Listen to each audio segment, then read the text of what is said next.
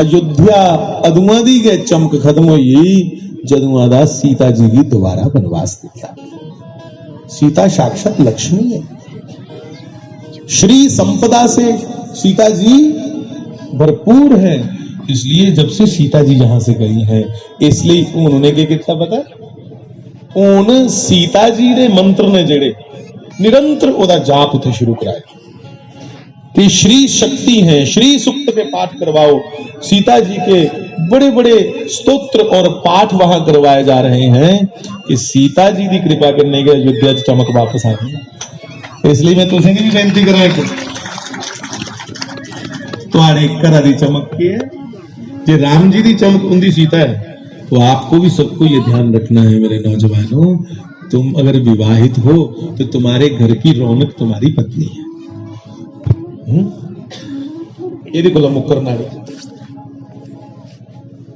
थोड़े घर की गरिमा है, ग्रहणी ना आया ओदा बंदे की कोहना नहीं आख्या ग्रहणा, आखने जी भैड़ा लगता है, उसको गृहिणी कहा गया। घर का प्राण है घर की औरत।